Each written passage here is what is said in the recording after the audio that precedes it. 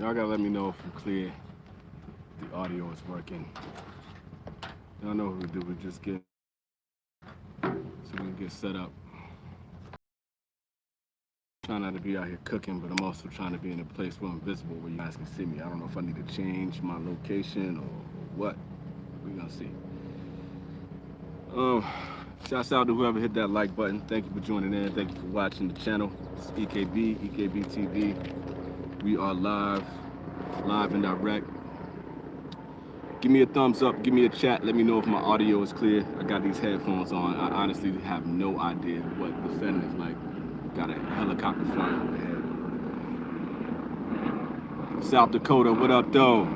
Mr. 2%. Shrimpy in the building. My man G, what up though? Oh man, I just hit you up, man. I should have done an Instagram live. You know we got some EKBSN stuff to talk about. You know we got stuff to talk about. I'm gonna be talking that sports talk today, for sure. Just got a notification. What up, Sam, man? What's good? What's goody? Peter, what's goody, man? Thank you for joining in, bro. Good to see you. If you know, you know. What up, though? All right, so the sound is good. That's what's up. Daniel Garcia. Yo, y'all coming in heavy, man. I appreciate y'all, man. That's what's up. That's what's up. What's good, everybody?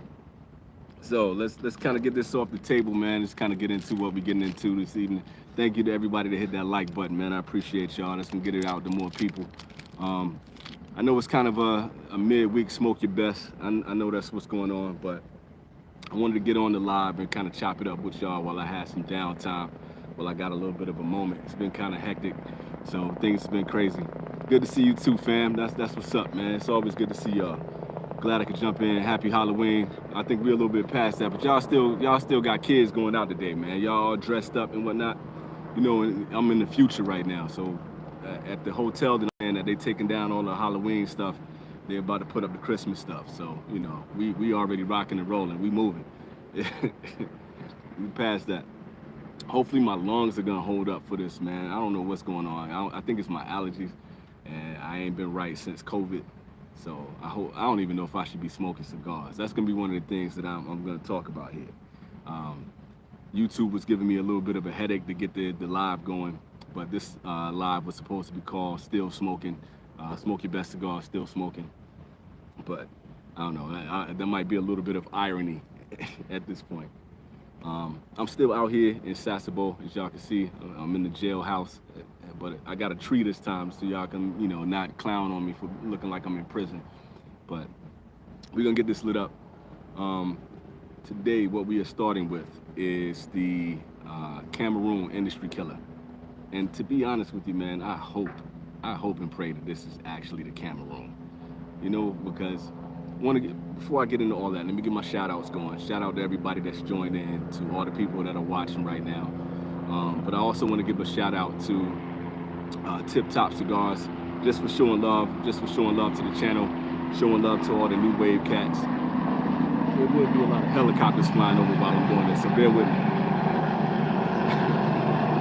I am on a military base, so that kind of happens. But I want to give a shout out to Tip Top. I also want to give a shout out to Carolina Blue Cigars. I want to give a major shout out to them. They sent me a bunch of cigars, but they are packed up right now, so I have not had the chance to give any reviews. But I just want my man to know that I got his cigars. I'm still showing love, and I want to show love to anybody that's trying to get into the cigar industry, taking time to be passionate about their cigars, and also just for minorities being in the industry that's kind of been on the outside for a long time. He's doing his thing. So I just want to definitely show him love for the support. Another shout out. Who did I want to give a shout out to? There's a German company that actually sent me. Pick Jimmy just did a review. I'm sorry, I'm drawing a blank on the name right now. They just sent me a patch for cigars that you can. It's a Ciglue, if I remember correctly, cigar glue. I think that is packed up too. So I want to do some work with them. So that's kind of dope. Who is that? That's Rafi. What up, Rafi? Happy Halloween to y'all, man. I hope y'all eating some good candy. Hope y'all got like full candy bars out there. Hope y'all got some Snickers and the whole nine. Smoking good cigars. Halloween is, it's been kind of weird here in Japan.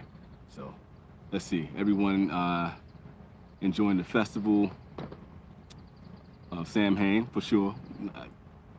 That's not Sam Hain. What was that? Samhain? Is that how it's pronounced? Samhain? And got a Sin Compromise, so an excellent cigar to be doing that, man. So that's dope. I was going Cigar Hound Dog. That is by Sanj Patel. So y'all know I'm really stoked to actually partake in this cigar. Y'all know how I am about Cameroon. It's the lineage that you see here. It's one of my favorite wrappers. It's on my favorite cigar. And it usually has excellent flavors. I hear this cigar is going to be outstanding. So we're going to light that up and see how that's going. If I didn't lose my lighter. No, I did not. Shout out to everybody that hit that like button, man. I really appreciate y'all. Man, I lost a lot of y'all, man. Sorry about that. I had to kind of finagle my phone a little bit because the temperature got to. Hopefully we got it cooled down enough to keep going. So we're gonna get rolling. Hopefully everybody will join back in. We'll try again. We'll see what happens. I don't know. That's life, man. Life kind of throws some stuff at you. Anybody that's still remaining, give me a comment, man. Let me know that y'all still there. Let me know you're still rocking with me while I light this cigar up. This thing smells wonderful on top, man. Let's see. HVC Warped are two labels that I've recently got into. That's a good one. HVC is kind of one note to me, Michael, man. I like HVC. It's definitely a fantastic brand, but sometimes they can get kind of boring in one note, but they're not bad cigars. You can't really go wrong with that. Warped has some phenomenal brands. Let me know what you're smoking from, both of those brands. Let me know what's gotten to you and what's kind of keeping you entertained as far as that brand.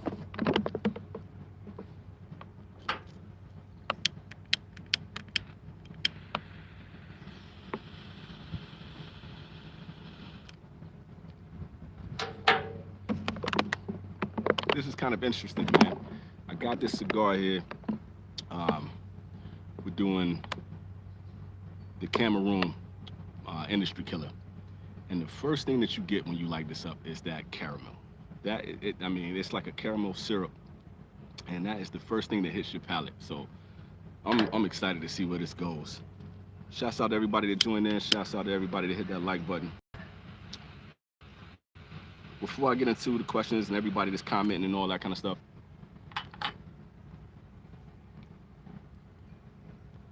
because La Camina is heavy. Shouts out to that one. That's a great cigar. Can never go wrong with that one. I kind of want to chime in real quick to see who else is coming back in here. Picked up Warp yesterday too. Way to go, Rafi. What were you saying? Indeed it does. What was that too? I might have missed that. Yeah, I'm back, man. We back in here.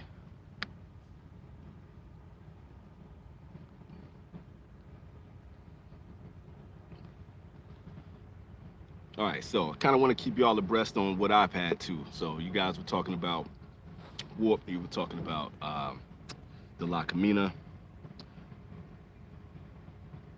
Trying to get my train of thought back, man, since my phone went out on me. Let's see here. We got a lot going, man. Y'all are showing love today, man. Appreciate y'all. I didn't think it was gonna be jumping like this at this time. Let's see. I tried the Cerro Maduro from HVC and the Maestro del Tiempo. I never got that Maestro, man. That's one of them that I've never got a chance to in my whole time. Because back when Ron Real was real heavy, like he was really promoting, HVC like real heavy. So I was kind of trying that brand just kind of off of his recommendation. That's one of those that I never got a chance to get around to. Hope you enjoyed that, man. Let's see, lighting up a Tatuaje, Monster Series, the Drac. The Drac is money, man. That I do indeed love that Drac. I just got the face. I got it out for this Smoke Your Best Cigars. I was really close to bringing that out, but I think I'm gonna be doing a show with the new wave soon. So I was like, let me save that. Let me save that one. So that'll be coming up soon. I missed a whole lot of the whole Monster Series. The Drac is the only one that I really had a chance to really experience and really get a feel for. So that's kind of how that goes. Who is that? Matos, what up, man? Good to see you too, baby. Just got a room 101 La Bamba, man. I hope you had something good to eat before you lit that up. That napalm I hear, that's really heavy. Meal Diaz. I really enjoyed the Meal Diaz. I haven't smoked one in a minute though. I've been smoking. That's what I'm gonna get into in a little bit, man. I've been smoking Crown Heads a lot because pretty much the only thing that I brought here with me was Crown Heads and Dunbarton, and I got a lot of Sanj Patel. So we're gonna see a lot of that until I move into my new place. Said he liked it a lot, and that's what's up. Had the face a couple nights ago. It was good, enjoyed it. Shout out to you on that one, Rafi. Just ordered the new sampler from Foundation, the Matepa and the Night Commander. That sampler looks phenomenal, dude. That looks so good.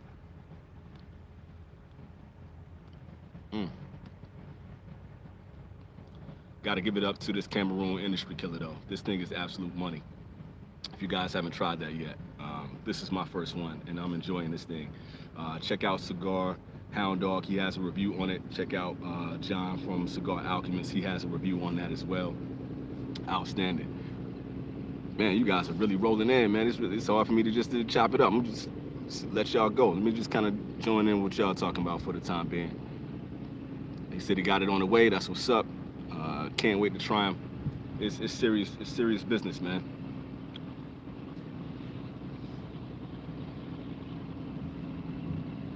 So D said he just picked up the La Aurora in Nicaragua. Do I have that one? I don't think I have that one. And he was really impressed by that. Went back. Sorry, the lighting makes it hard for me to see the text here. Went back and bought some of their other sticks. I've been sleeping on them. Yeah, La Aurora is one of those kind of, they kind of go under the radar a little bit. Once you have a really good La Aurora, then you appreciate them. That whole Emerald series with the Emerald, Sapphire, Platinum, whatever they were doing with that was delicious. The LDN was pretty good. I enjoyed that. That was a good cigar. So yeah, La Aurora has some solid smokes, man. It's kind of one of those that goes under the radar.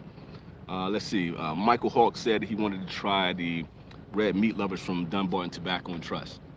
Y'all know how I am. I'm gonna say you try anything under Dunbarton Tobacco and Trust. I'm gonna give you like, hey, green light, or in Japan would be blue light. Go ahead, do that. Try that. I will say it is not my favorite out of their portfolio. It's a lot of mesquite wood. It's very woody. When I did the review on it, I didn't get a lot from the cigar within itself. However, it was a good experience pairing it with the red wine, with the Wagyu. So to me, that is a cigar that's meant to be paired, and it's meant to kind of be a part of the Sober Mesa thing where you're, enjoying it with other people, enjoying it with your cookout and all that kind of stuff. But as a standalone cigar, not really my favorite. But it's not trash. It's not trash by any standard. I mean, it's still Saka doing his thing. Follow your advice and try the Atabey. Very good cigar. It's an expensive cigar, but that is a very good cigar. That cigar has yet to let me down, so I'm glad you enjoyed it too. But I know you got to pay for that, but it's definitely worth it. Smoke break. This thing is burning fantastic. Look at that. $7 cigar. Nice Cameroon flavors.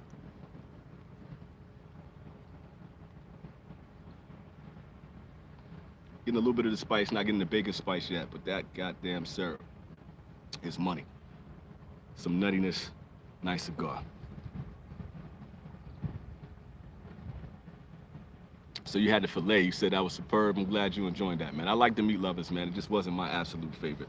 I don't even really know. I know I had a box press and I had one that was in the Parejo. Those are the only two that I had, that particular cigar. But hey, I mean, I'm still not mad at it. And like y'all saw the video, like I really enjoyed my experience the whole time with that. Shouts out to everybody that's hit that like button, man. I appreciate y'all. Y'all are so dope, man. 17 people in here just to smoke a good cigar with me. Y'all the best.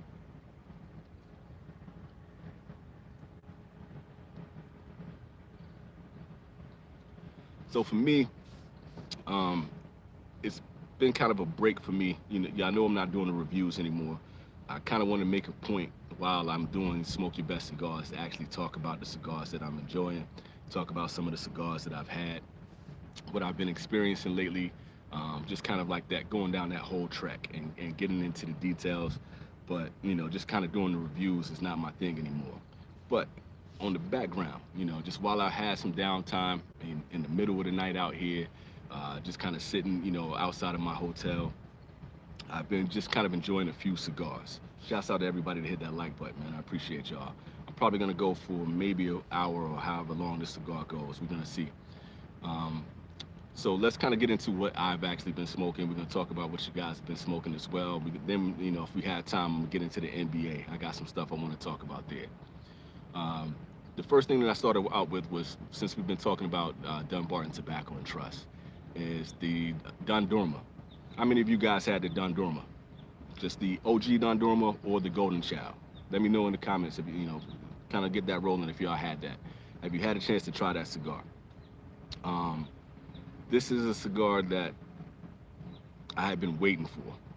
And when I got the original Dundurma, goddamn it, if Saka wasn't on his absolute A game again, that dude stays on his A game.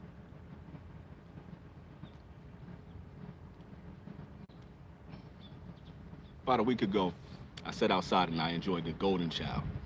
Golden Child was actually good, but I'm amazed at how different one cigar was from the other. I wish I was still doing reviews with this one, because I was holding on to these two cigars to do a bias guide for comparison between those two cigars, and that would have been an excellent show. If I could do this off the top of my head, I would kind of do it right now. With the scoring system, I'm doing this on the fly. I would probably give the OG Dundurma a 94. That is just the way that the cigar smoked. It hit everything. It hit the smoke. It hit the construction. It definitely hit the flavor. It's not a lot of points that have been taken off for that cigar. That thing was money. I would say for the Dundurma Golden Child, I would give that one maybe an 89 to a 90. Once again, I'm doing this off the top of my head. The difference in that cigar is it didn't have the same amount of sweetness. It's a much more savory and a much more robust cigar flavor-wise. You can tell Steve was trying to kick it up a notch and go for a more robust flavor profile on that one. And it's a little bit more peppery. It didn't kill me with the pepper. I thought it was good.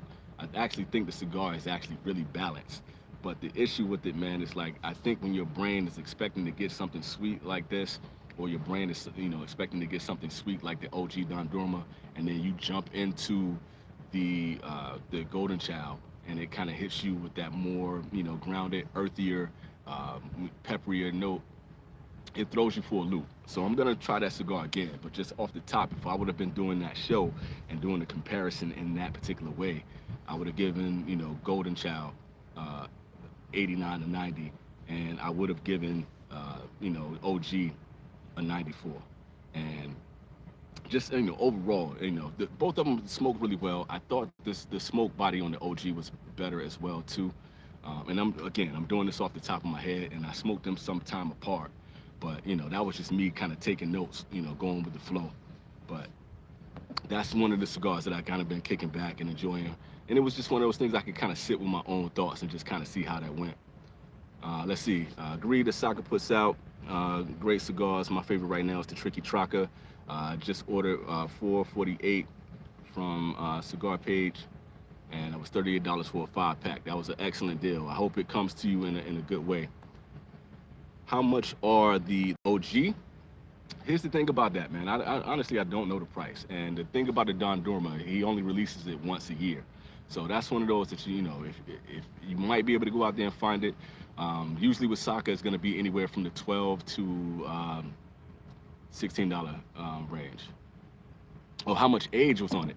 God, you know what? Honestly, I don't know, man. I'm not one of those guys that keep up with the age all the time, unless I'm specifically trying to age something. And plus, man, when people send you stuff as a gift, it's really hard to know how long they were keeping stuff as aged. It had to be at least a year, though. You know what I mean? So at least a year. I think it might have been even more than that, to be honest with you. But I don't really think that would have too much of a difference on this one. I could imagine that you could get a more even profile from the Golden Child with a little bit of age to it. That was a new release. So, that one didn't have a lot of age to it. But, you know, yeah, I mean, to me, the aging thing in general, you can get a little bit more balance, and sometimes your cigars are kind of smoothed out. But that age thing, man, it's so scientific that to me that certain cigars work better when they age. You got like something like the Andalusian Bull that I feel like aging actually does have an effect on that. A lot of the Warped cigars, Illusione cigars, just because they're designed to kind of age a little bit more, and it has a good effect on it. Other cigars, man, you know, I don't get much of a difference. I know when you're doing the actual fermentation on the cigars and processes like that, when you get something like an añejo, something with a lot of oils, with a lot of sugars in there, you're gonna get more of an effect, you know, to the aging. But when when I got the añejo that Michael from Massey Ash gave to me, that thing had about 10 years age on it, if not more. It kind of mellowed out a little too much for me. I didn't get a lot of the cherry sweetness that I love from that cigar. So it all depends with the aging, man. That's why you don't see me put too much into the aging and that whole thing.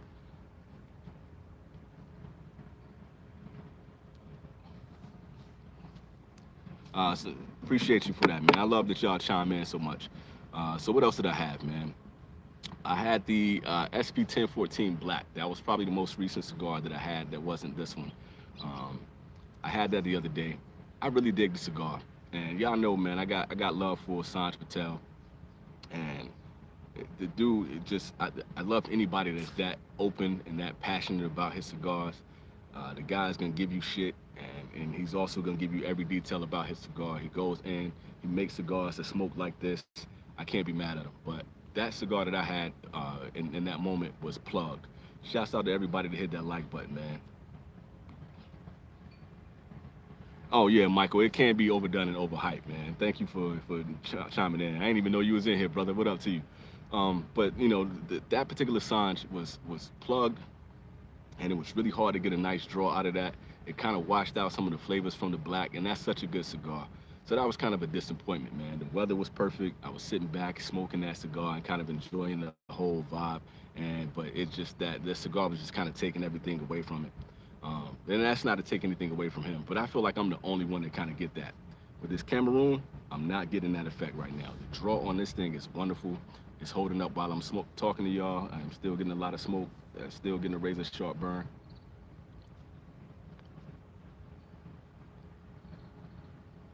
Beautiful retro hell. Fantastic retro hell. There's a nice dry leaf component to that, some nuttiness on the retro, and that sweetness is still there, man. Cameroon doing what it does. Cameroon, let's go. You know what it is. Shouts out to John being in here. Before I go on to the next cigar, let me see what else is going on in here. Let's see, which Lucione is your favorite? That's a tough one. Matt from Cigar Hound Dog also loves the SB 1014. I had the black. Yeah, we you know, just the new wave in general, man. We you know, just kind of chop it up about the SB 1014, the industry killers, and not because we're trying to be like some old fanboy type stuff like that. It's nothing like that. It's just the fact that, you know, this is a cigar and a company that we all are enjoying, and it's just kind of cool to be able to get Sanj Patel on the show, chop it up with him. But we're kind of everybody's kind of meeting in the middle for the most part on that. So you know, we kind of smoke these cigars a lot, and we send them to each other. So that's just kind of some cool things. Let's see. Nub Cameroon is one of my favorites. The nub is fantastic. So if I can answer about Illusione, well, it might be, this will probably change. That Singolare was really good, man. What is it, Heart 19, Heart 88? That was really good. I don't know, oh, I know what my favorite is, and I'll probably never have it again. This is that one-off plus 53. I don't think I'll ever have that cigar again. But I tell you, if you can go back, that review for that cigar is actually on my channel. But when I had that thing, man, I got this citrus note that jumped out at me, man. And that thing has quite a bit of age on it. You know, I don't know if that affected it or not. I cannot say. But it's super smooth, extremely balanced. And once you get to the heart of that cigar, man, that thing gave me this citrus note that was just so beautiful. And That is like a $30+ cigar. But when I tell you that thing was stellar, it was stellar.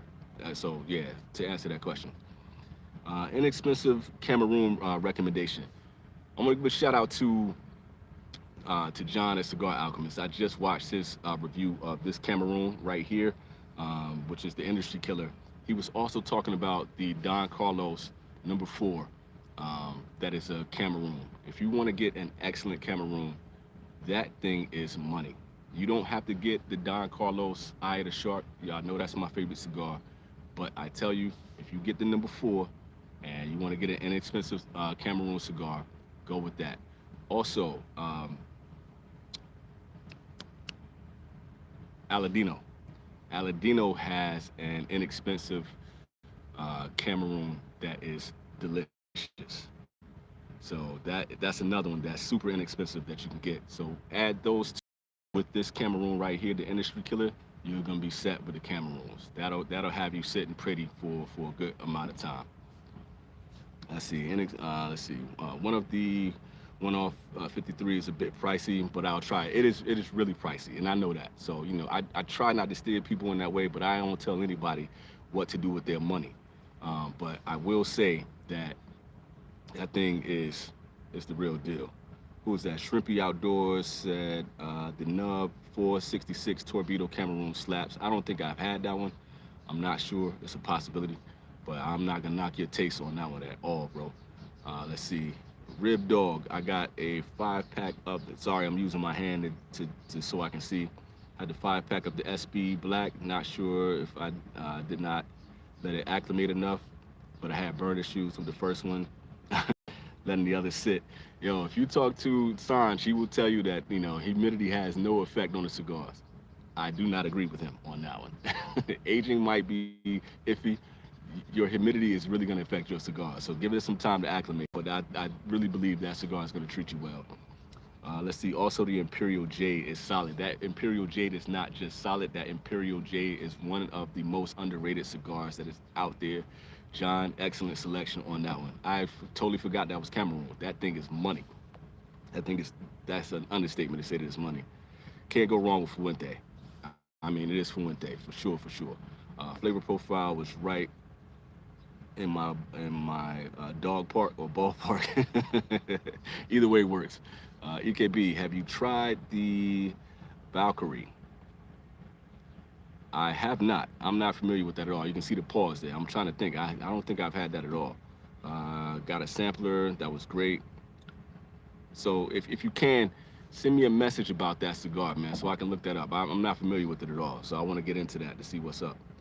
Agreed on the Imperial Jade. Really can't go wrong with that. Just got a box of the Crown Head CHC Series E. Love them. I'm glad you mentioned that, dude, because I just had that cigar. I want to talk about this cigar.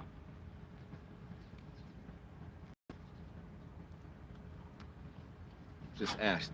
But anyway, so the thing is, man, I just had that cigar, and I was just talking to the fellas about that. Matt actually brought it up, and I wanted to try that cigar again. I love John Hughes. I love Crown Heads. I really dig the majority of what he's doing. I didn't enjoy that cigar, and for me, what the issue that I was having with that is just that the draw way too open. The flavors on it are delicious. The flavors are really good, and it kind of reminds me of this a little bit. It gives you, some nuttiness. It gives you just the right amount of spice in that, and it gives you some sweetness.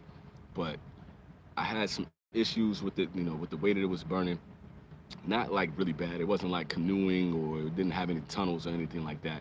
I didn't get a really good smoke profile, and it was just so open. The draw was just so open that I really wasn't feeling the experience with that cigar.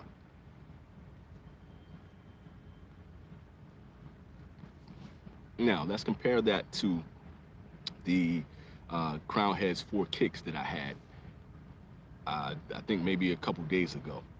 And that thing was packed perfectly. It was the limited edition for the 2022, and that thing was money.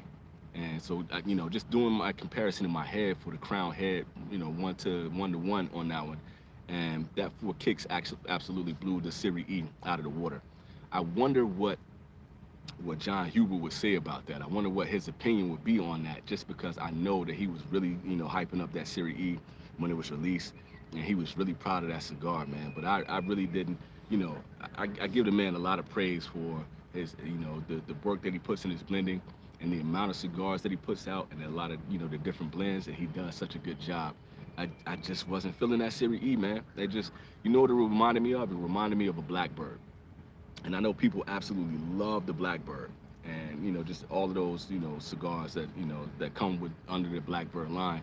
But to me, their draw is always too open. I always feel like it's almost hollow when I'm smoking that cigar, and that's something that did not entertain me. Like, I was kind of disappointed in that. I want a little bit of resistance on my draw, just to give me.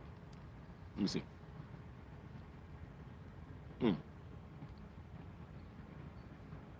Yeah, like that. That's something that I'm more looking for. I gotta try the 4 kicks for sure. I think that's a suggestion I would give. Like, the cool thing about that is that he gives you so many different options with the limited editions that you can try different wrappers on that. But the 4 kicks for me has been very good, and that's one that I would stand by, just kind of out of the Crown Heads line. That's something that has really been good to me, man. I really dig Crown Heads, and that's why when I packed up everything to come here, that's pretty much what I grabbed. Just, cigars that could keep me satiated while I'm going through this whole transition process. I had a whole humidor full of cigars, and I tried to put everything away so they would be taken care of. But while I was here, I got most of my Dunbarton. I got SP and Sanj Patel, and I got Crown Heads. And then, just the stuff that people have sent out to me recently. I got some Patoros that I can kind of keep with me. So that's the kind of thing that I've been doing to, keep myself good. I got some Fuentes, of course. But, you got to kind of treat yourself. La Carême and the La Patisserie are very good. Honestly, I'm working on doing, when I get to the end of the year, I'm going to do the top cigars of 2023. But I think I'm going to do a bonus episode and just kind of do my all-time favorites. And just kind of when I'm ending reviews on this channel and just kind of sticking to the lives, I think I want to do some of my all-time favorites. I think that La Carême is going to make my all-time favorite list. I really think it is, man. That cigar, just as far as like pound for pound, size for size, brand for brand, flavor-wise, it's not too many cigars that's touching that La Carême, man. That thing is a chocolate souffle with fire on it. It is a lava cake. It is outstanding. So I really think that's gonna make the list, and it's probably gonna be really high on the list on top of it. What was the other one that you mentioned with that, the La Patisserie? I like the La Patisserie, but it doesn't keep up to me with the La Carême. What?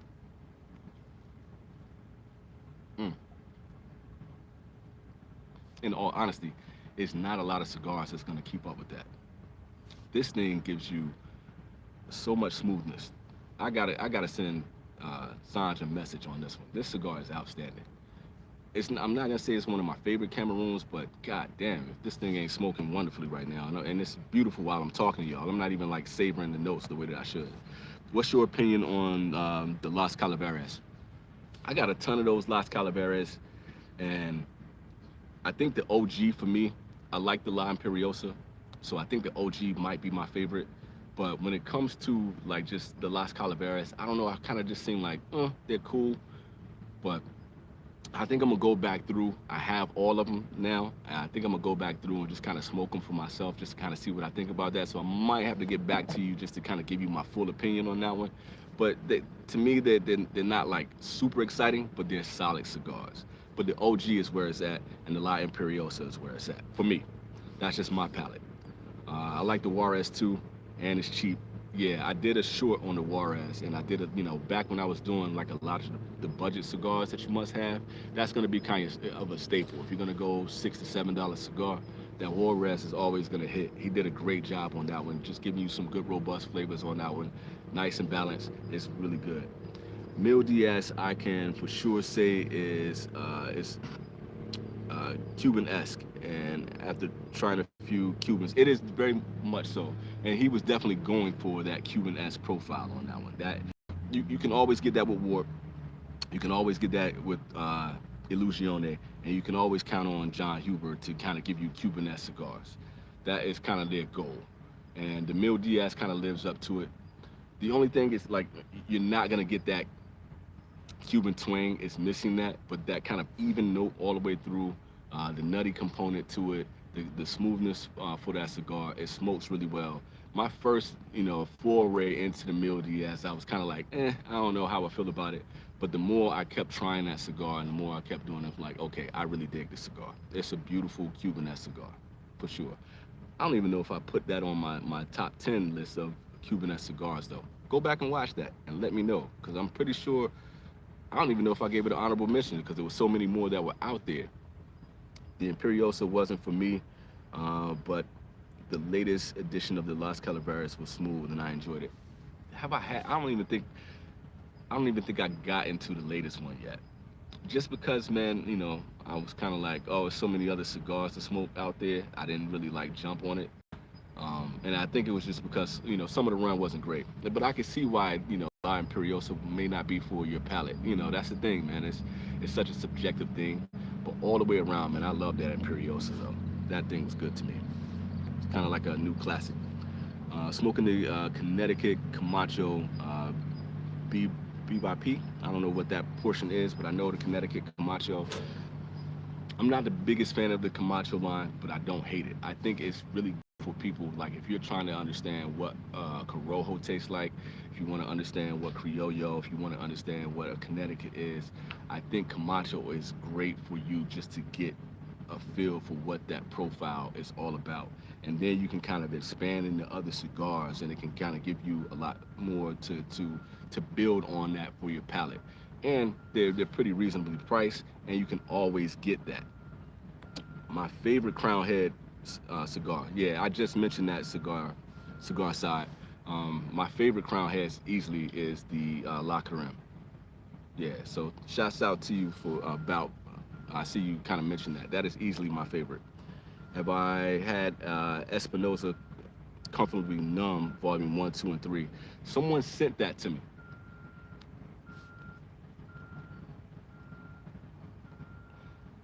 I do have them. But I just haven't smoked them yet. So they're packed away right now. But they are fantastic from what I know of. Someone was like, hey, you got to try these, but I haven't tried them for myself. When it comes to Espinosa, I really dig him. I like his core line more than anything. I know a lot of people are really into the Murcielago. I want to try this whole, anatomy of the bat thing just for my own edification. I want to try that, but that wasn't really my favorite. But when you get into like the Habano, when you get into the Crema, the Laranja, the Azul, I think that's what it was, the Azul, the blue one. I think he gives you so much variety, within his brands in general, and they're just consistent cigars. And I think Eric gets busy just as far as just doing his core line. I think that's where I kind of sit with Espinosa. Bought a box of the Pegasus by Casdagli. Haven't had it yet, man. I don't think I've had that one. Just in general, Casdagli fits once again into the very Cuban-esque brands. I really just dig Casdagli. I really haven't been really let down by them at all. But trying to get that brand is very difficult for me. So the ones that I smoke have pretty much just been gifts. So, for people, the Daughters of the Wind, that little short one that I had, I can't remember what it was called. It had like a pigtail on it. That may have been the one. I'm not sure. You can let me know just off the top if that's the same one. But all the ones that I've had from Casdagli, I've had a few. I've had at least 4 or 5 out of their line, and I haven't really been disappointed. But they are very, very, very Cuban-esque as well. The Habano and the Especial by Espinosa, really enjoy. Yeah, it's like his core line, man. He does a really good job, man, just in general. So I want to give Eric Espinosa a shout out. I just feel like, they get mentioned, but he doesn't get mentioned with like some of the best that's out there. But you guys know when I talk about blenders and I talk about brands, I talk about consistency, and consistency is where it's at for me. And I feel like he does a consistent job. He's not perfect. But I would definitely put him a step above someone like, Rocky Patel. and I feel like just with the lines that he does have out there, especially the core line, that he's efficient and he does really good work, man. Got to send you some. Okay, hey man, let me know. Tip Top, what up, man? I don't know if you saw it, man. You probably were not on, but I gave you a shout out just for showing love to me, just for showing love to the fellas with the new wave, man. You know, just thank you for just being dope, man. I wanted to give people a shout out, and I'm glad you're in here. New Charter Oaks are amazing. Yeah, dude, I've been seeing those. I haven't had a chance to get them yet. I'm kind of falling behind on just kind of like my Nick Melillo cigars in general. So in due time, I'm gonna get around to that. So like I'm taking what you're giving to me, taking notes on that mentally to know I need to get around to that. D Love is in the place. What up, Dr. Claw? He said you might be talking about the cottontail with the that was it. That's the one. You remember that one, D Love, because I didn't properly humidify that one when I did it, and it popped on me when I did the review for it. It was still a good cigar, but that's exactly the one that I'm talking about. It was the Cottontail. Dude, like, I don't know how you keep all this stuff in your head, man, but you don't miss. Yeah, man, much love to you, to Top, man. Much love. Let's see, let's see, I'm sorry, I'm trying to move so I can see this. And you were right. He hit it out of the park with that Murcielago. And that's one that's love, man. I want to get into that. For me, man, I'm all about just kind of getting into the anatomy of cigars in general. I love that the Crown Heads did that shit with the Undercrown 10, and just kind of getting into the fumas and the different leaves. I wish I had access to where I could just just smoke just the pure leaves, just so I can get more of a feel for what is going to be from Seiko, or what's going to be Viso, or whatever the case may be that they're using in their blends for the binders, for the fillers, for the wrappers, and all of that. Like, to me, that excites me. Like, that just it tantalizes my palate, it tantalizes my mind. And in due time, I might be able to get around to that if they don't sell out with that anatomy of the bat. And it was just kind of interesting, just chopping it up with Brian from Privada. I don't know, that was a provocative that was a provocative interview for me, just in general. With I feel bad because I feel like I kind of, with the new wave cast, I kind of took it over. But I like having that conversation with him and kind of talking about some of the points that I agreed and disagreed with. But that whole box set does intrigue me. And just to be able, I love the fact that they break it down. It kind of feels like a gimmick at sometimes though, but I really think if you were really taking the time to, I don't know if I should use this word, but scientifically get into those particular cigars, I think it's a very interesting thing for the palate and development. So that's kind of cool. Jerome is in the house. What up, homeboy? Y'all want to see somebody that's smoking good? Holla at my man Jerome. That man is smoking excellent cigars right now. Let's see, cigars. That was a dope interview. It was a fun interview too, man.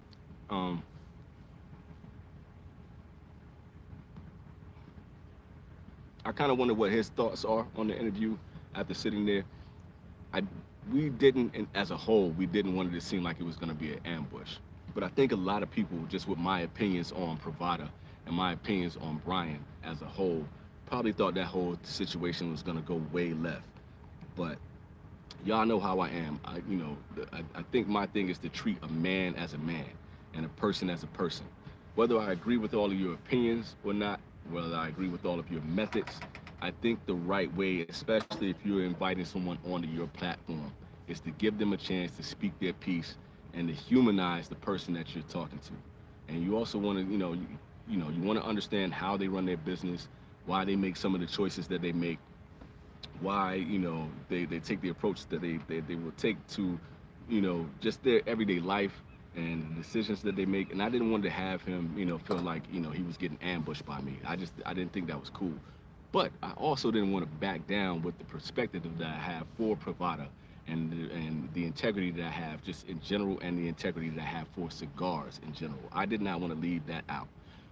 And I just felt like we came across having a good conversation. Do I feel like he was evasive in certain ways? I do. I still feel that way. I still feel like he was kind of shucking and jiving and kind of dodging some of the answers on that.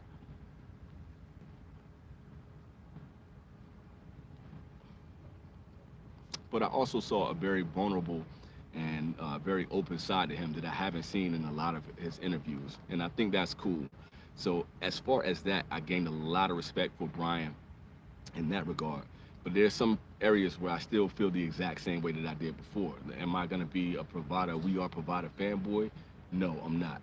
I still feel like he said he was dodging for sure, but you did a great job, and the whole crew did. And he opened up for more than an hour. I mean, that is really cool, and and I think that means a lot for us as the new wave in general, just as the integrity for a brand and the integrity for you know six dudes that's just just trying to sit down and have a real conversation. I think that's like I want that to matter to the people who are viewing it. So if you're going back to watch that interview, you're not gonna feel like we just trying to dog somebody or we trying to gang up on somebody. We really care about cigars. We really care about our platform, and hopefully that shined through. And that's really what I was kind of going for on that. But at the same time, I really wanted Brian to take a look at. I think the thing that he did not really take a step back to see the bigger picture with here is that Privada could be even bigger than it is right now if he didn't treat the industry, in such a vindictive and spiteful manner. Like, sometimes you gotta be able to shake hands with people that you don't necessarily agree with or don't see the world the way you do. You gotta, be able to have a conversation with them and to be able to work with them. There should be a lot more brands that is gonna work with him if he is trying to procure cigars in this manner and basically be a middleman to all of these companies towards the consumer that he has. You should be able to work with all of these different companies. You should be able to go to PCA and they're open with open arms and be like, yo, we're glad you're here. But instead, because you're giving them business, but instead they're closing the door on him. They're putting this man off the corner because he doesn't want to take the time to work with people because he's so gung-ho in his way of doing things. And that part really had me like, come on, bro, you can kind of take a step back.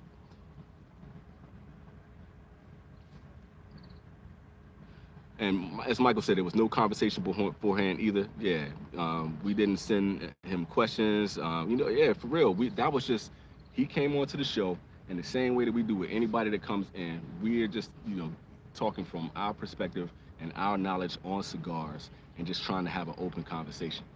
For me, even if I wasn't on the show, if I'm watching, that's the type of that I want to see. I want to see the real person that is behind blending these cigars or the person that's behind selling the cigars. I want to see the people, and if I'm watching the show for the interviewers, I want to see who they really are too. I want to hear their opinions, and I want to see what they have to say. So I think, not to pat ourselves on the back, but I really think we did a great job as far as that. And it's tough to do that on the fly.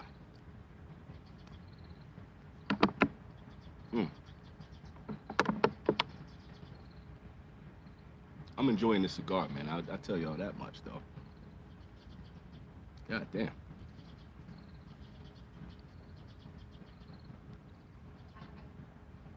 This is probably one of the best smoking experiences I've had since I've been chilling here. This has been great. Sorry for putting my hand up, man. I'm just trying to see this white text up here. So, and I'm definitely giving it a dark background. So let's see.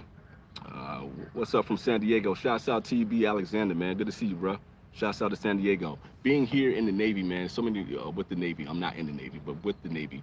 I've been meeting so many people who've been in San Diego a lot, or going to San Diego, just because of that Navy base that's down there, man. I was playing basketball the other day with this brother. Shouts out to Eli. I know he's not gonna see this, but it was a really nice brother, man. Playing some really good basketball together. It was cool just to meet a perfect stranger and to have like a 20 or 30-minute conversation with him. And he's gonna be PCSing out to San Diego. I told him the first thing he got to do is get a California burrito, man. Like the food down there in San Diego is love, man. So I hope some really good Mexican food down there. Finally had a Diamond Crown #4. It was very good. Yeah, JC Newman has been getting busy lately, dude. And I know that's a classic. Matt did a really good short the other day talking about the Connecticut's from Diamond Crown. Diamond Crown has been making some dope ass shit, man, and that's really good smoking. I said I'm down to my last Añejo 77 Shark. I'm sorry, bro. They are so damn hard to find. Any ideas on when they'll be coming out or where to buy? For me, I try to keep an eye on Arturo Fuente Jr.'s site. I think it's called Tampa Suites. Tampa Suite. I'm giving out one of my secrets here. I think it's Tampa Suites. That's the Arturo Fuente spot that's down there in Tampa. Online, sometimes they will pop up with either the 55s or the 77s. You can get those, and usually they come out around the end of the year. So in the next couple months or so, they should be popping up again. So keep your eye out for that. Tip Top Smoke said, I could tell it was raw, Michael. I felt he was not prepared for a few complex questions, and others he was. I thought it was the whole interview just got better the longer it went. I think, man, when you take your time and you're really listening to the person that you're interviewing, you can get a good interview. If you're really thinking about their answers, and if you're really thinking about what you want to talk to them about, I think you can kind of get anybody to kind of relax and just kind of chill back, and and just kind of open up, man. And I don't think he felt threatened at all. And I think that was the most important thing. Even when you're asking tough questions, you can ask them in a very tactful manner to get someone to really kind of, take a step back and really analyze who they are and what they're about. And I think he was really reflective. Even when he didn't want to answer some of those questions, I think he was really reflective. Yeah, Matos, just Google that, Arturo Fuente Jr., and I think it's Tampa Sweetheart. Somebody can correct me if they can Google. I'm just me on my phone. I can't do it. Sorry. I do stuff off the top of my head, so I'm not always on the money with that. Thank y'all for the shouts out, man, on that interview, man. I'm really proud of John. I'm really proud of Michael. I'm proud of DJ. I'm proud of Matt. As just human beings, and I really see those dudes as just good friends, and I really enjoy just their analytical minds. I enjoy how thoughtful they are, man, and how creative they are as a whole. And I'm not saying that just to gas them dudes. I'm like, I really mean it. And I think that comes across when we just do lives in general, because every time we do that, we just hop on, and imagine we're doing 3-hour shows and filling all of that airspace and all of that time. And we're doing that, just talking the way that we talk behind the scenes. And it's just, being good to each other and just being thoughtful, and just the natural compassion for cigars in general. I think that's just the way that it flows, man. And I don't think you're gonna get that chemistry all the time. That doesn't come very easy. That's kind of a difficult thing. It's like playing basketball. When you get a team, you might not have all the superstars, you might not have, but when you got a team that can play together and can know how to pass the ball, and know how to look for the person that's on the other side, and know when to let someone kind of, take over and run the pill. I think in general, we all come from different backgrounds, but kind of meet in the middle.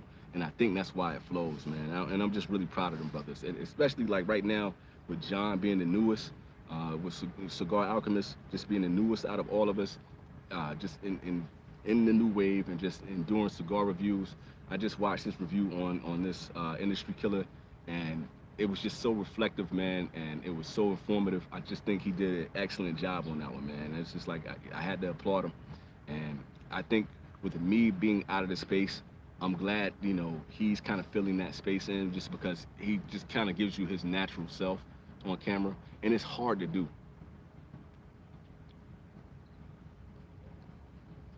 Even right now, like, it's good to have the chats and the conversation, but it's hard to pick out notes and to talk to a camera and nobody's there, and you're trying to really give your persona and your personality and get that across, and still be witty and still be informative, and still kind of fill a lot of space when you're doing these 8 to 20 minute reviews. It's not easy to fill that space, and it's not easy to do that for 3 hours either. So shouts out, man. All right, he just Googled it. Shouts out. Thank you for doing that for me, man. Let's see, Davidoff Group is what I meant to say. I probably missed that whole thing, Jerome, so I don't know what that one was about. Always enjoy you guys' reviews and lives. It's great content and well-rounded, man. Shouts out to you, Tip Top. That's why I was giving you a shout out earlier, man. Thank you for that and showing love, man. Curious how y'all met and know each other, and it's dope how y'all bring something unique to the cigar world, and that's kind of cool.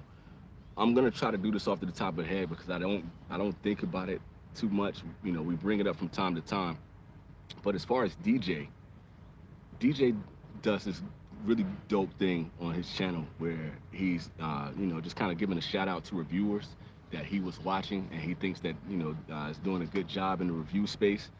And he also does one when people kind of disappear. He just kind of like, I wish these shows would come back. And that is just creative within itself, man. DJ's mind, and like, he doesn't think like a lot of other people. And I love people with just kind of a unique perspective. And somebody sent that to me, just saying like, hey man, this guy gave you a channel with shout out. And, we just kind of connected from there. Michael might be, because he has a sharper mind than I do, can kind of give some more details, because we all kind of met separately and then just kind of came together. I don't know, stars just aligned for us to kind of come together like that. And we just kind of started chatting about cigars, especially like with Cigar Hound Dog and I. Like, I don't know if he might have just reached out to me. I can't remember, to be honest. But we just started talking about the different cigars that we were enjoying, and our palates were so similar that it just kind of grew. And then it was like, oh man, Michael, pairs cigars and he talks about this, and it just kind of happened, man. Sometimes it just works out that way.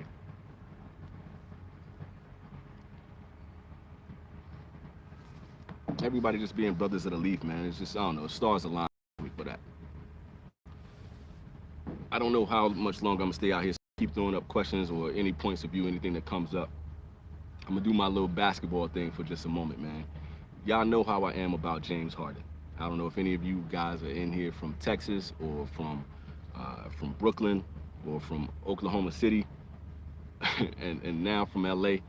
Like, this dude is hands down probably the bummiest superstar in basketball.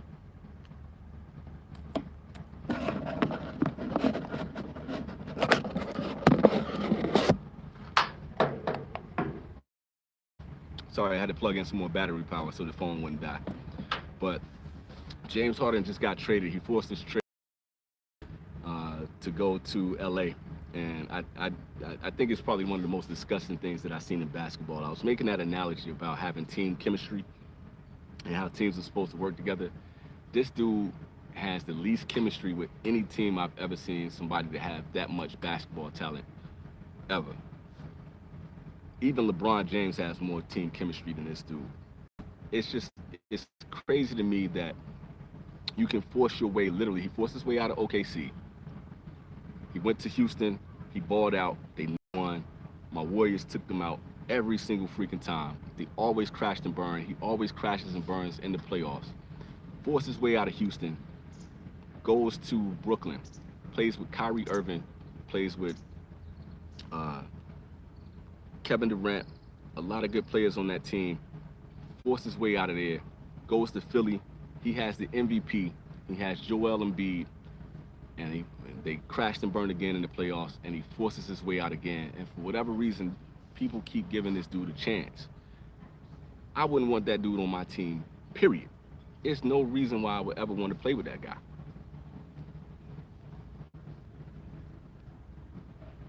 I don't care if you're leading the team in assists. I don't care if you got the deadliest step back in the game. I don't care if you can dribble through your legs 150 times and then, cross over somebody. If you're not making the team better, what's the point? And if you are always going to have a place where you put the team in turmoil and nobody ever knows when you're going to show up, literally to the game, or, all right, see you, Matos. I know you got to bounce, man. Peace to you. It's just the fact that, like, you're never making your team better. It's all about you. No team can work like that. And I just don't know why they keep giving this man a chance to do this over and over again, man. It's just the craziest thing in the world. Let's see, Matt. Matt and I talked a lot in the beginning because we started after DJ and EKB. Yeah, for sure. We mentioned DJ in our channels. I believe that was the catalyst for all of us getting together. I think so too, man. I was doing that off the top of my head. So thanks for clarifying on that one, Michael. Surprised he got his way to the Clippers. That's the thing, AW. That's the thing that bothers me about it, man. It's like Daryl Morey, they worked together for so long and they were best of friends. The same way with Russell Westbrook. He was best of friends with him. He was so tight with KD, and he blew up all of those relationships. And when you get to the point where it's, where that happens that many times, it's not them, it's you. You are the one that's like causing the issue. Daryl may have lied, but I mean, he didn't do that out of nowhere. Especially if it happens on every team you go to. Steph has been on the same team for how long? You know, Damian Lillard stayed on the same team for the longest time. Dirk Nowitzki, it's possible to do that. And then you got all these players that just get traded off, and they want to stay still and they want to be loyal to their teams. But this dude is just blowing teams up and doing that shit on purpose. But I think it was the smartest thing for Daryl Morey to do is just forget it, just get him out of here. Because I think this time when you got Brody, you got PG, you got the Claw, and you got Wingstop, 4 elite players on one team that are seasoned veterans. The Clippers are gonna fall apart all over again. And when you got a super team like that, you can't blame anybody but the team. But not the team, but James Harden. When they fall apart again, it's all gonna, fall on James Harden. Now I hope he still has a good relationship with China from, his time in Houston, because he's gonna be playing in China really soon, man. I wouldn't pick that dude up again. There's no way. Yo, that's a good idea, Michael, to tell that origin story, yo, and just kind of, how it all came together. My memory is horrible, so y'all guys are gonna lead that charge. But I think that's just kind of cool for the amount of people between everybody's channel. That everybody has their own audience, and then we kind of have that part of the audience where it's like a Venn diagram where everybody kind of meets in the middle. All of our audiences started, to kind of, coagulate and come together in the middle.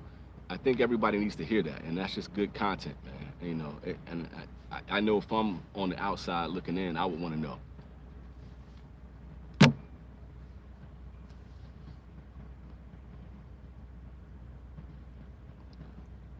I'm not okay. I'm back. Have y'all been seeing what Steph Curry is doing, man? With the squad that they have on the Warriors right now, and just with all those young guys that are just playing good basketball, they're moving the ball around, and Steph is just, killing everybody at 6'3" and 35 years old. It's just such a beautiful thing to watch. Milwaukee Bucks are looking, dangerous as hell right now. The Clippers are stacked. Jokic is playing top-notch basketball. Denver is playing, phenomenally well. Then, the Boston, they got Drew Holiday from Milwaukee, and, Jaylen Brown and Tatum have been looking good. The Atlanta Hawks are actually playing right now. They're playing good basketball. Orlando was looking like a scrub team. They're hooping. The Lakers look good on paper, but they haven't really been playing well. But AD has been doing phenomenal on defense. Like this league right now, just all in all, like I can just go over team after team right now. I was watching, before I started doing this, I was watching the Knicks and the Cavs play. Donovan Mitchell was balling out of his mind. I think he had like 20 points at the half. I don't know what he did since then, but it's just good basketball. It's good basketball, man. It's just entertaining. And then they're doing the new tournament this year. I don't know how I feel about this tournament, but I hope it adds a little bit of spice to the season, even just to add a new wrinkle into it. Yeah, man, let me talk about that, Michael, with while I'm in Japan. Like, okay, so the next one I'm gonna do is my climb of Mount Fuji. And all the footage is done. I put all the footage together. Now I just gotta have time to go back and actually give like my perspective on what it was like to actually climb the mountain itself, and just kind of like just talk about the experiences in general. It's a lot to go into with that. And I just haven't had the time to really like sit down and write out that script and really deliver it the way that I want to. We finally got a new place out here. We found a place that we're gonna move into. And so we're getting the paperwork started and all that. So I got a garage, I got an outdoor space, I got some balcony space. So I got some space where I can actually sit down and actually give y'all a really good show. I really wanna put a lot into while I'm in Japan. So that is coming soon. I've been going out to some really cool places to eat food. There's a izakaya out here. It's called like Toriko or something like that. That's all yakitori. If y'all aren't familiar with what yakitori is, yakitori is when you get yaki means grilled, tori is bird. So that's when they like take all the chicken and chicken hearts and chicken and all that kind of stuff and put it on a stick. They also do beef and a whole lot of different other cuts of pork and all that kind of stuff, and they just put it on the skewers and they grill it, and you can just order it at the izakaya. We went there the other night, man. My kids had a great time. Me and my wife was just chilling, and it was just some of the best food, and it was like a little hole in the wall spot, man. Beer like this tall. Y'all know I don't drink, but my wife was getting busy. This Japanese family next to me was just getting busy ordering beers, and it's like 500 or 600 yen, if that. So that's only a couple dollars, and you get like a pint and some change. Dude, I'm gonna be putting that out in a short soon. I just gotta finish the edit on it. My editing system has been giving me problems, so I gotta find a new editor. UCut has been treating me horrible trying to edit these videos. I did a video the other day when I did that video for the top 10 list, the top 10 most floral. If you go through that if you go through that video, and if you see on number 2, there's no picture of the Southern Draw Rose of Sharon up there, just because my editor was just giving me so much problems. It took me literally all day to finish that edit, that I just let it go. I said fuck it, and I just put it out. So that's kind of holding me back as well too. So it's been a lot easier to do the lives and just sit with y'all. Shouts out to everybody that hit that like button up there. We got 31 likes. Y'all are the best.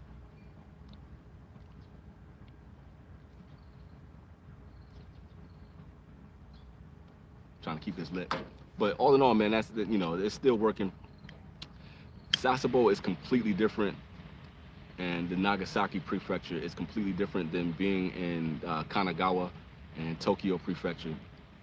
It's so much more laid back. It's beautiful here, but just the amount of stuff that I've seen, the Kyushu Islands, I think I said that right. It's the 99 islands out here. Kyushu Shima, I think I'm saying that right. It's stunning. And just this base in general, I wish I could just show y'all around this base so y'all can see just the mountainscapes and the islands and all the blue and green water. It's lush. It's just, it's a beautiful place, man. The maple leaves have been out here. It's been beautiful. I found a really cool ramen spot called Toride that has some stellar ramen. So it's been good, man. So I definitely got some stuff coming for a while I'm in Japan. I got some stuff to show everybody. I'm excited about it, man.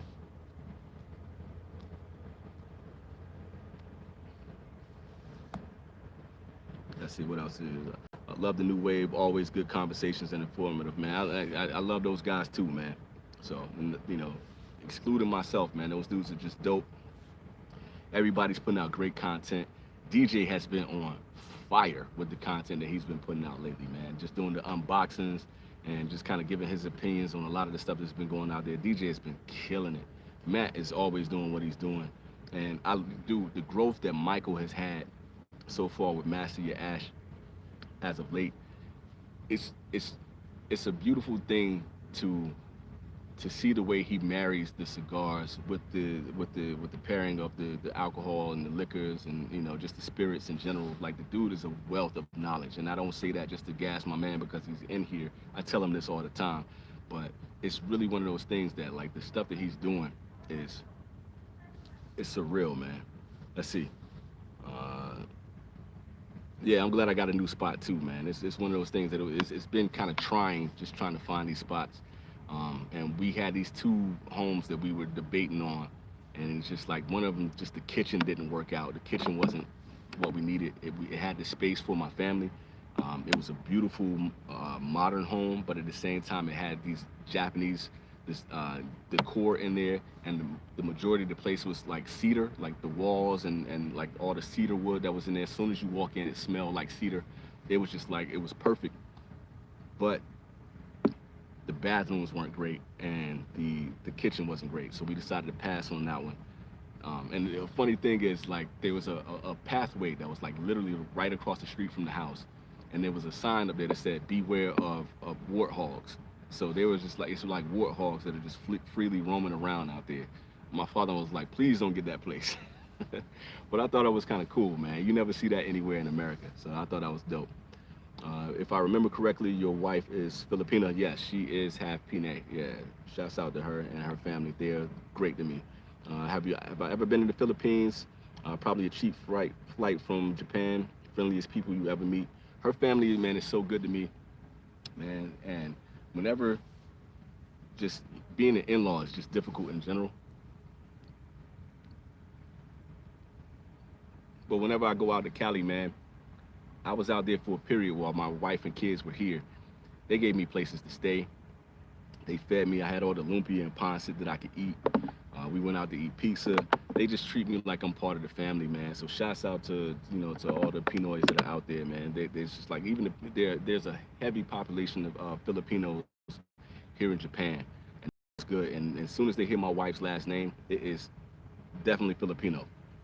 As soon as they hear her last name, they be like, they look at me because I'm giving her name, because of her status here, with the Navy. And, everybody like jumps back and they're looking at me like, you're not Filipino, so what's going on? This is not you.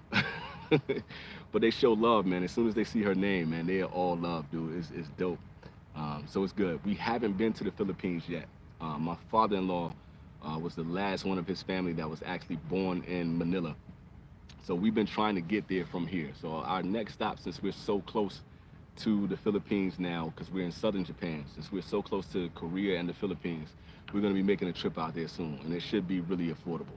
So hopefully I'll get out there in the next year or two. That's the game plan. Cigar Hound Dog is in the building. What up, man? The big dog is in the house. My brother, I'm smoking this this industry killer, Cameroon, and it's lived up to everything that y'all said it was. So thank you for sending it out to me, bro. This thing has been phenomenal. Way better than that experience I had with the SB1014 Black that I had the other day. I'm not having any troubles. I'm waving my hands around, and I'm talking and running my mouth to y'all right now, and this thing has been stellar. I think I'm gonna cut this one short, but I'm gonna smoke this down just a little bit longer. I'm gonna go have lunch with the wife, and I don't know, we're gonna probably find some cool sushi or something really good to eat. So y'all send me some questions real quick. So before I get out of here, let me see what's on y'all mind. Let's talk about some things before I get up out of here. Mathis, what up, bruh? Long time no see. It's good to see your face, baby. For the price, they're killing, man. Dude, it's outstanding, dude. $7. But I had to say, like, because we talked about this before. I wish he would just put, and I'm talking about Sanj, I wish he would just put just a simple paper band on these cigars. One that says Habano, one that says Connecticut, one that says Cameroon. Because I was going through like, is this the Cameroon? Do I got it? And I'm like checking the colors, and I had to like just go based on my knowledge of what Cameroon wrappers generally look like to make sure I was getting the right cigar. Now that I'm smoking this, and I'm getting those syrupy notes, I know that I got the right one. But god damn, man, just put anything up there, dude. You don't have to, have like a gregarious or gaudy band. Just put something up there, man, so we know what the hell it is. Put a color on it. Do something. God damn. Oh no, I ain't replacing the eye of the shark, bro. Don't. Yeah, you know that ain't happening, Michael. Yo, they're gonna have to go super hard with the Cameroon for me to replace that. My man said I'm a big history buff. Who is this? Intercourse. And I would love to visit Bataan. And see, I don't know a lot about that, man. So I want to get out there and see for myself, man. It's so much rich history in the Philippines in general that I would love to get more details. Like, it's interesting with my wife's family because her grandmother, when she immigrated to the United States, she didn't want her kids to be associated with the Philippines. So only like the oldest children speak Tagalog. All of the other ones, they don't speak Tagalog at all because she wouldn't speak it in the house. She would only speak English. And she was very much an English patriot. American patriot. She, like, everything about her was politics, and she wanted to disassociate, which I find kind of heartbreaking, but kind of telling within itself about culture. She really wanted to get away from a lot of the stuff that was happening in the Philippines and make sure her family had a better life in the United States, which is, I wish Lola was still around, man, so I could like really have a conversation on her. With her. She passed Um, Man, she was 90, 91 or 92 or something when she passed away a few years ago. Sweetest lady, little tiny lady, and they really treated her like the matriarch, man. And I thought it was a beautiful thing, but I never got a chance to have like a real conversation with her about her history because her faculties, like she was sharp, but her faculties weren't all there to be able to deliver all of that. I wish I could get a little bit more of that information. Let's see. Any tips on how to retrohale? uh, couldn't do it without coffee. Let me see if I can kind of see how to do that. If you listen to Sanj Patel, uh, he says that you're supposed to exhale slowly. But the main thing is like you're keeping the smoke within your mouth,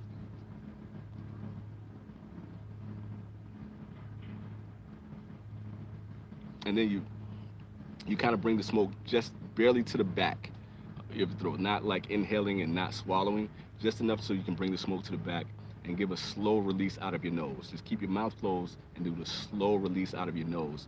And just naturally the path of the smoke rising and the force of the smoke coming out of your nose will release that. Now the thing about it is, for me, my allergies are and my sinuses are extremely sensitive. Y'all see this, proboscis that I have up here.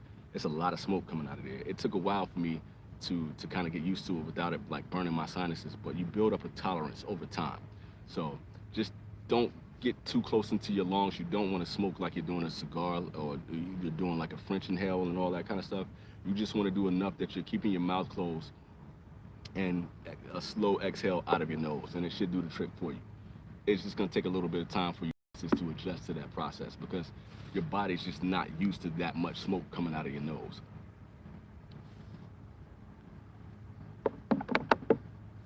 Now, when we did that live with Sanj Patel, he was saying that I was retroing completely wrong, and then you're supposed to do this long, drawn out, exhale from your nose, and I burnt my sinuses up for about 2 weeks, dude. I was like, my sinuses was fried after I did that. I'm still kind of mad at Sanj for that, but I did get a lot of the flavors, so it worked. Let me see what Mike was saying here. Facts on the bands, I spend an extra 2 to 3 minutes comparing the Sanj cigars I'm about to smoke. Yeah, dude, you got to. You like, yo, is this the Connecticut? Is this the Habano? Now you got the Cameroon too? Fuck out of here, Sanj, man. Just put something up there. Put a color on that motherfucker or something. Let's see. Habano has the red hue versus the Cameroon. But that's the thing, Tip Top, you gotta get the right lighting. And I literally, like, before I did this, I literally had to put them all like on the table to make sure I was getting the right hue. And usually with Cameroon, you get a little bit of the modeling up there. The modeling being like the kind of blotches of like dark color and things like that. So that kind of gives you a little bit of a inclination of which one is going to be the Cameroon. That's the only way that I could tell, dude. That he was giving me a headache with that.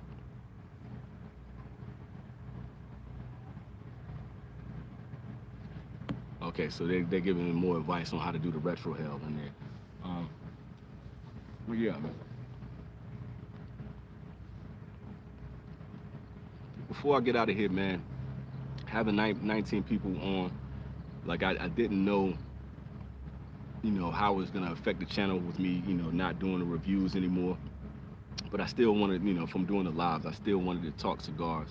I still wanted to be able to have a conversation, man. Y'all guys always ask like great questions and give great feedback and stuff like that. I didn't know if the channel was gonna completely die. For y'all to be in here 20 deep right now and to have 32 likes up here and to sit with me for an hour and a half smoking a cigar, man, it's love. It's a beautiful thing. And I don't know how frequently I'm gonna be doing the lives, but when I have downtime, I want to be able to sit with y'all, have a conversation, and smoke good cigars, man. That's kind of the goal. And goddamn, if this ain't a great cigar, this thing has been money.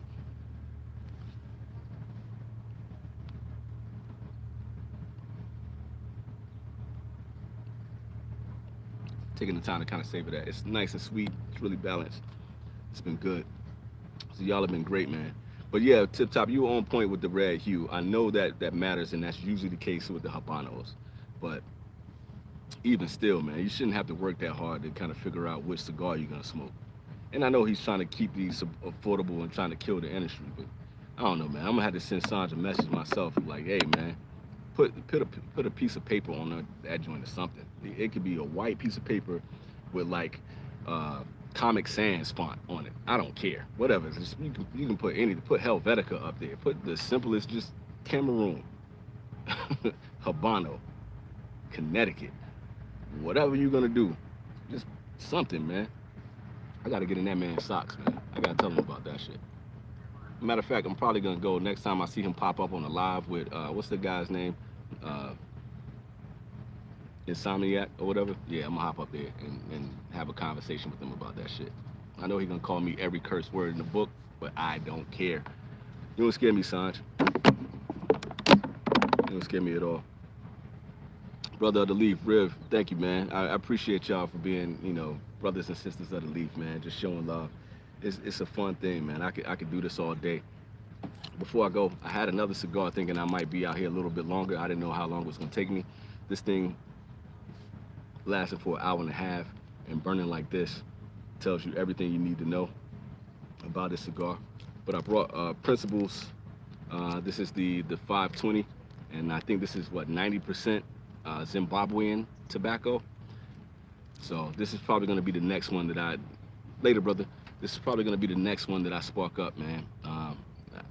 I won't do a review, but the next time I come back on here on the live, I should have my thoughts about this. But I wanted to bring this up because if you guys aren't smoking Principle cigars right now, hop on Principle. Be it the Black Gold, be it the Glow. Matt, if you're still in here, what is the new one that you just sent to me, man? I can't think of the name of it right now.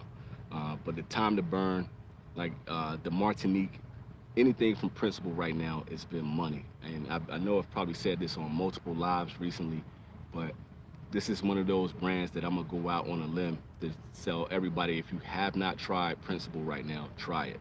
I think D Love can give a lot of shots out to Principle. He was on it, you know, way before a lot of other people. The Martinique, I was so close to bringing that one out too. So honestly, the next two cigars that I'm probably gonna be kicking back and just enjoying while I got some downtime is probably gonna be Principle. I just love what they're doing right now. Just, I mean, it's flavor on flavor, unique tobacco, and it's just, you know, wonderful flavor profiles. They have not let me down. So when I'm going on about Dunbarton tobacco, when I'm going on about Foundation, when I'm going on about Crown Heads, I definitely got to talk about Principle as of late too. Shouts out to Eric Espinosa and what he's been doing. But right now, on my radar right now is Principle. And I'm trying to put that on y'all's radar too. So if it's anything, you know, if I'm an influencer and if I have any influence in this game right now, I'm pointing y'all in the direction of Principle cigars. I'm telling you, you will not be disappointed if you haven't jumped on that hype train yet. I dig what Illusione is doing. I dig what Warped is doing. I know a lot of people have been in that lane lately. I dig what Sanj is doing right now. But and I was singing his praises, especially as far as the price goes. But God damn it, if Principle is not killing everything right now. Yeah, this is accomplice of Dician. I'm dyslexic. If I ruined that, I apologize. Yeah, man, shouts out on that recommendation. Yeah, like when y'all get that, come back to your boy. Let me know what you're thinking about it. Yeah, check them out. Tip Top. Principle is killing it right now. They are killing it.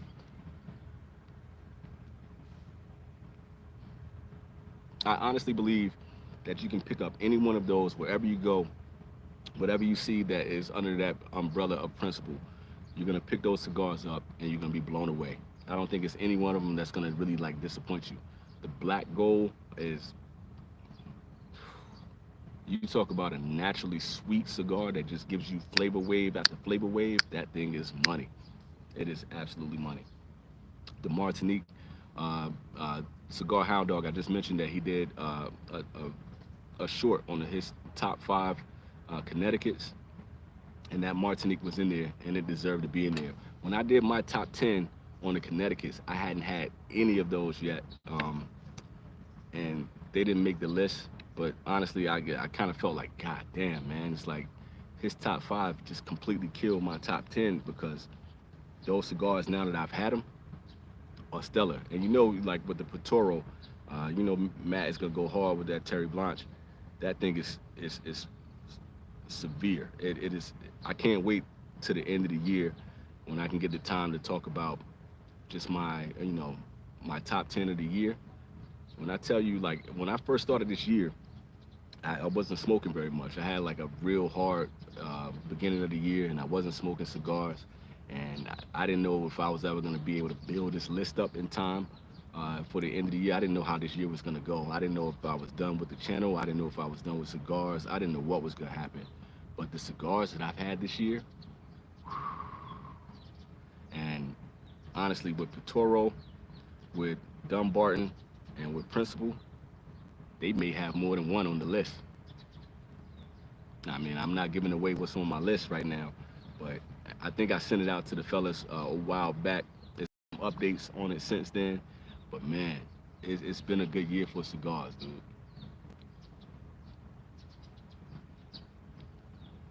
And it's a lot that I haven't even gotten around to yet. But that's kind of been the best thing about like not doing the reviews. I've had, you know, some time to just kind of sit back to myself and just kind of enjoy the cigars for the sake of enjoying cigars and just kind of smoking my best stuff. And it's really been an enlightening thing to just kind of experience some really good cigars. I really apologize to everybody that I haven't, you know, I gave a shout out to Carolina Blue Cigars. I didn't get a chance to, you know, to really promote or, you know, talk about what I've been smoking, you know, with his cigars. And, you know, just the stuff that I've received recently that's just been really good, the stuff that I bought for myself. It's so much out there. And with a lot of these new world brands, there's been so many really good releases and stuff that is going to be coming out in November and December. It's a lot going on, man. It's what a time to be alive for us, you know, brothers and sisters of the leaf. Good evening, what up, man? Let's see, that's what's with the accent. Now I want to hear your accent, dude. Shouts out to you, man. I hope you're having a happy Halloween, man. Yo, really, yeah, like Patoro really should like give you a percentage, bro. Like you really should be getting, cause like it's almost like I kind of feel like, you know, soccer should be hollering at me on the back end, like, yo, let me slide you a couple things, because they need to be knocking on your door, sending you like the hugest box, the way you've been talking about that cigar, dude. But you're not lying. That's the thing, man. And, you know, it really is a great Connecticut. And it's just a great cigar all the way around. The construction is always money. It's beautiful.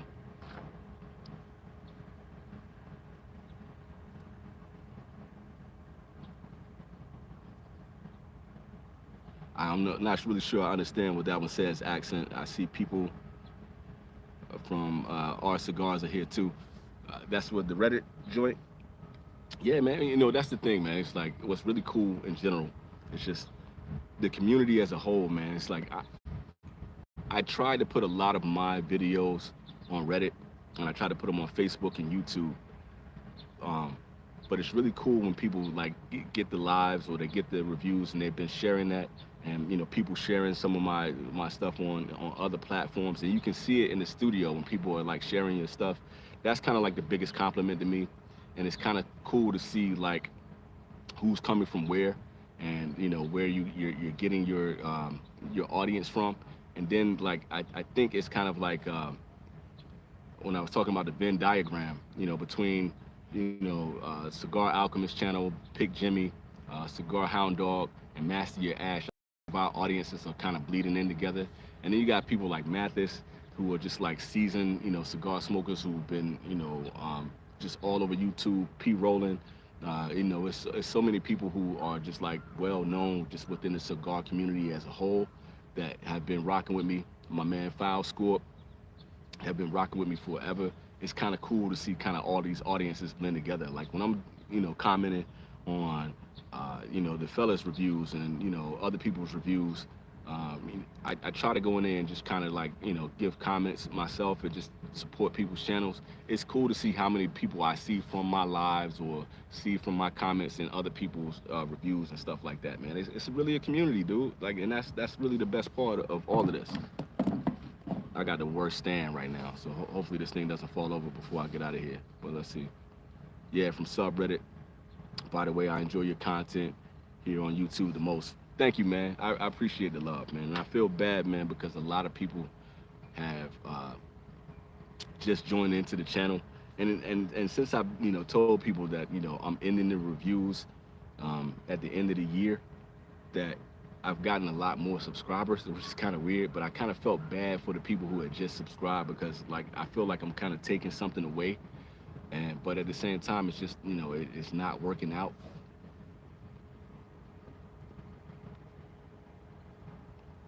But doing the lives and being able to talk like this and talk about the cigars, I still feel like I love the free flowing conversation a lot more, and I like interacting with you guys a lot more. It's like having a live subreddit. You know what I'm saying? Like being able to, to get people's opinions, get their opinions on the cigars and the cigars that they're smoking at the end of the night or smoking early in the morning, depending on when I do the lives.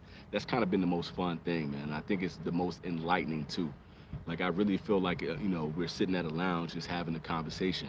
And that's the best thing about it, man. So hopefully I can still keep it kind of entertaining and still keep, the whole vibe of just the love of the cigars and the love of the community going while I'm doing these lives right now. Let's see, Matt said you'll still be doing stuff like this, man. The new subscribers are fulfilled for sure. I hope so, bro. We'll see. I can't really see the comments very well. I'm doing my best. Smoking the Conseca 149. I was just talking to somebody, Guillermo, about that cigar. I think it's a dude that's out in London, and we were kind of just talking about Honduran tobacco in general. And I'm usually not a fan of Honduran tobacco. That cigar is outstanding, and I have no negative things to say about that Conseca 149 or the 146. Every Batola I've had that cigar in has been amazing. And it's one of Plasencia's best. I mean, it's not, I don't know, I say for me, it would probably be either the Del Campo or the Alma Forte, but that 149 is definitely, I wish I was still doing the buyer's guide, because that's one that needs to be talked about a lot more. Riv said, new to your channel, and I feel like I knew you in the past life, man. No, that's a cool compliment, bro. Appreciate that, yo. Your vibe is just real, man. Looking forward to more content. These lives are gonna keep coming, man. And the fellas that are in here can tell you, like, this is me, man. There's no airs, there's no change of persona. This is how I am. I don't sugarcoat shit. And I really just, try to love, show the love that I have for you guys for supporting the channel. And I try to, just talk about the cigars and everything else that I love, man. So that's cool. Thank you, man. Appreciate that. Am I done moving? What up, Kendall? Long time no see, bro. Nah, man. I'm here right now. Before I get out of here, I'm here right now on the military base, and I'm staying in a hotel. We've been in a hotel for about 2 weeks now. We just closed on the house that we're gonna get. We're just doing the paperwork and all the behind-the-scenes stuff.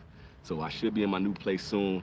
I may do a live where I just kind of show y'all, I might show y'all around the place before we actually move everything in, so you guys can get a feel of what the place is like.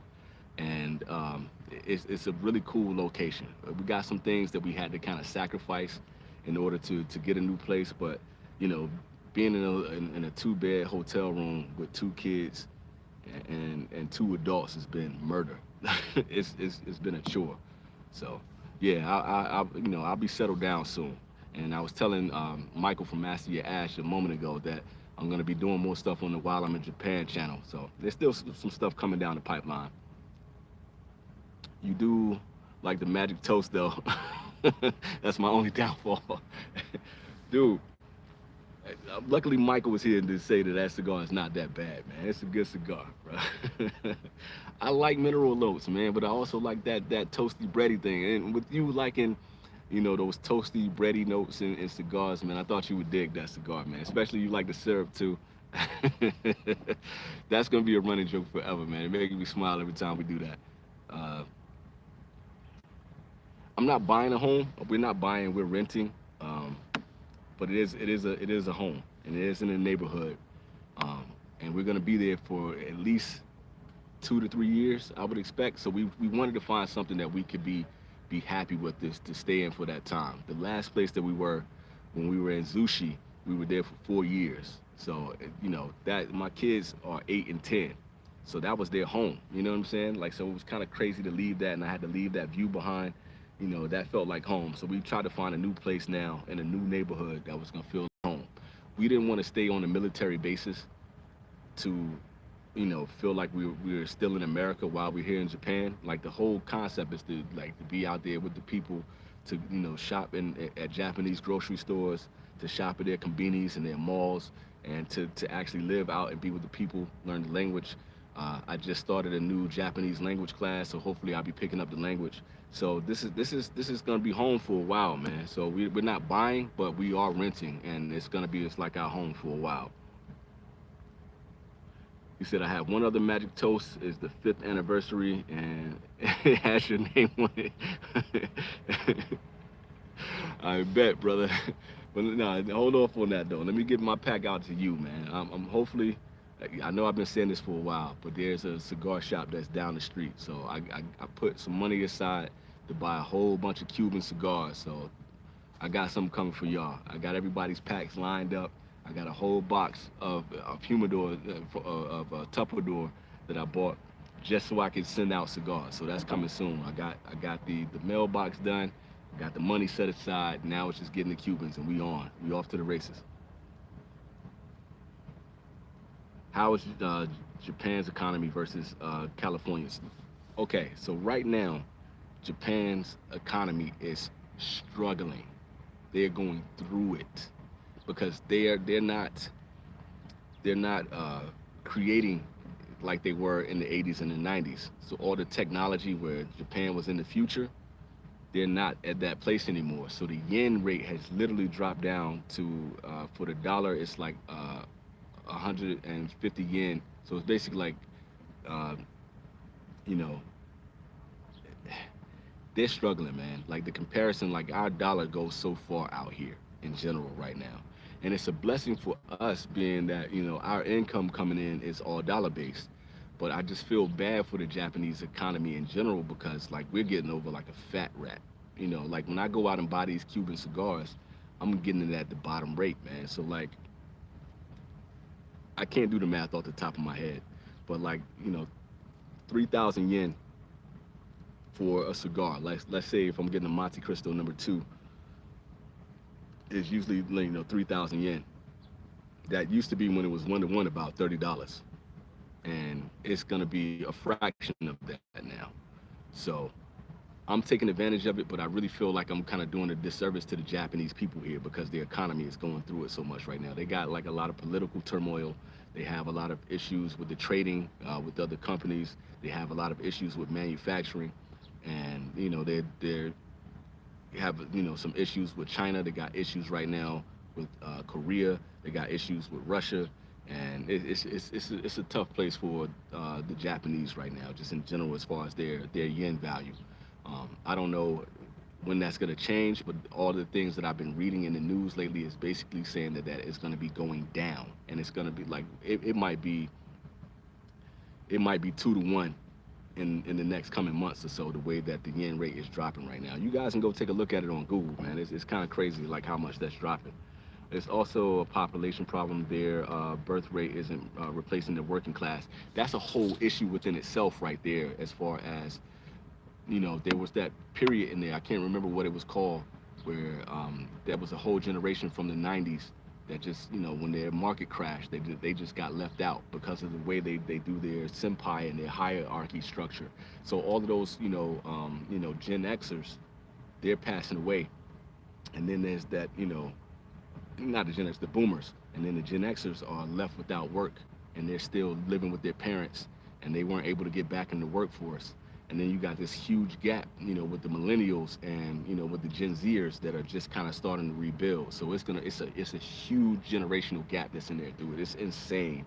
So they got a lot of problems right now, man. It's a fucked up situation.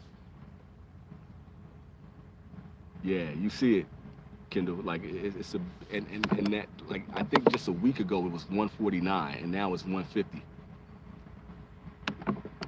Like it's crazy. It's they you know they're that the yen rate is just kind of falling apart. I'm sorry I'm not the most articulate to be able to explain that to you guys, especially off the top of the head, but just kind of giving you that much information, just kind of telling where this is going. Anyway, I'm gonna get up out of here, man. Thank y'all for all the likes. Thank y'all for, you know, just kind of sitting with me, smoking your best cigars.